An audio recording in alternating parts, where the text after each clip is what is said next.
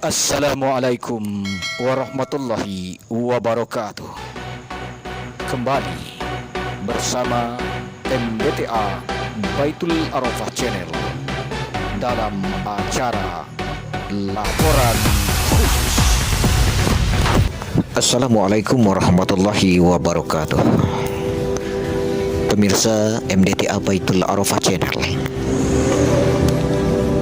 meskipun di dalam Islam tidak mengenal istilah karma, namun apa yang kita saksikan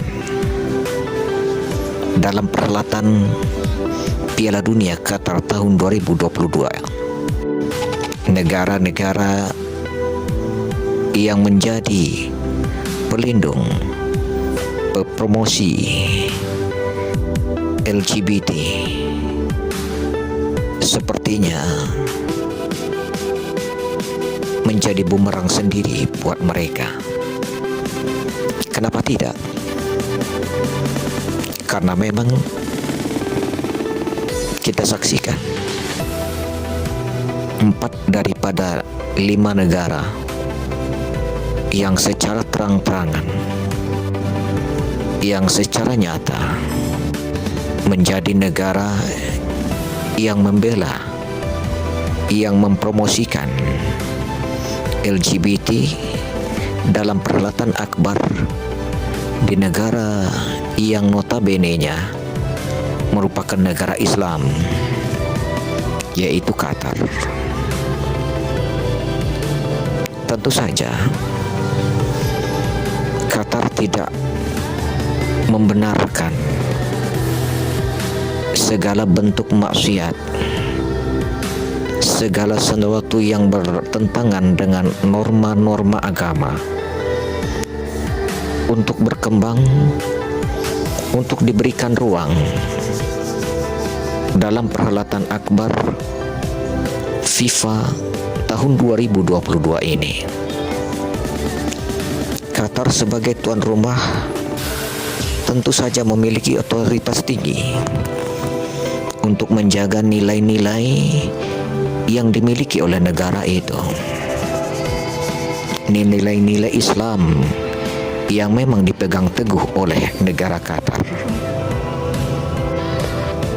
Wales, Belgia, Denmark, dan juga Jerman menjadi 4 negara yang tidak berhasil keluar dari babak penyisihan.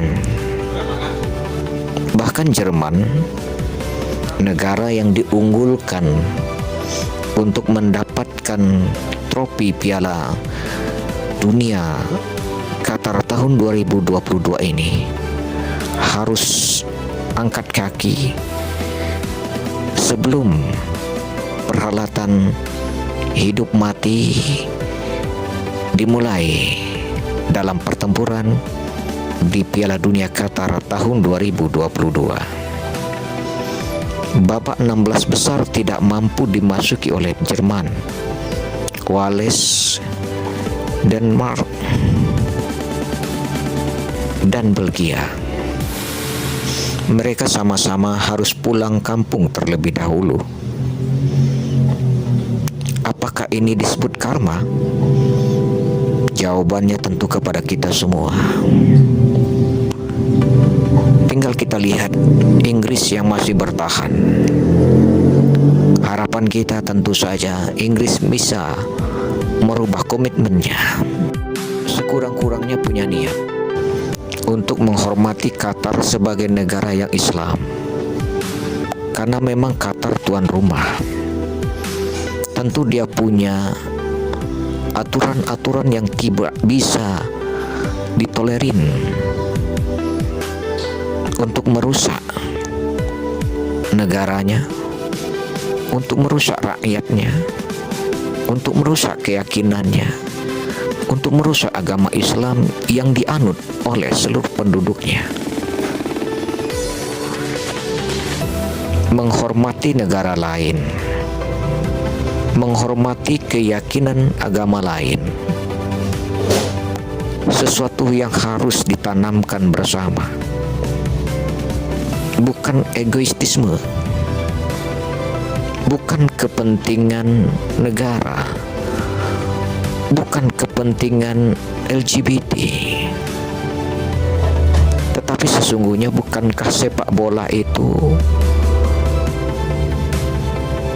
menjunjung tinggi nilai-nilai kebersamaan, menjunjung tinggi nilai-nilai perbedaan yang dikemas dalam satu bentuk kesebelasan. Tidak semuanya menjadi penyerang, tidak semuanya menjadi kiper, tidak semuanya menjadi gelandang, tidak semuanya menjadi bek, tetapi masing-masing mereka berperan dan saling menghormati satu sama lain. Kenapa falsafah dari sepak bola ini harus terkikis, harus terhinakan, harus terpinggirkan oleh kepentingan yang diatasnamakan hak asasi manusia? Bukankah menghormati hak orang lain juga itu adalah merupakan hak asasi manusia? Bukankah menghormati budaya orang lain juga hak asasi manusia? Lalu hak asasi manusia mana yang disanjung-sanjung oleh 5 negara itu? Harapan kita ke depan, perhelatan Piala Dunia ke depan tidak kembali tercoreng oleh embel-embel untuk memberikan ruang-ruang kepada LGBT atau kan perbuatan-perbuatan yang memang bertentang dengan budaya di mana tempat dilaksanakan Piala Dunia itu.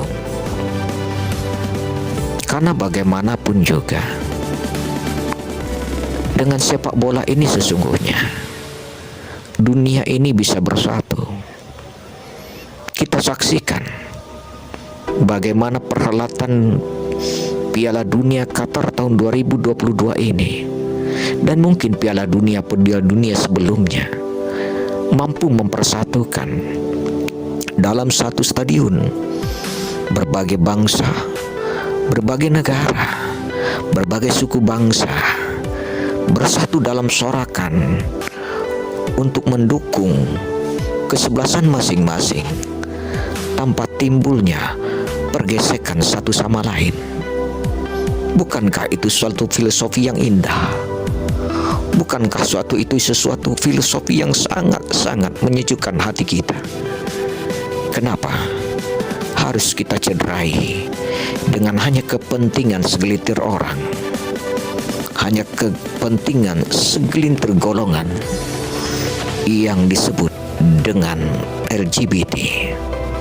Demikian Mulyadi Khatimah Rajo SAG. Wassalamualaikum warahmatullahi wabarakatuh.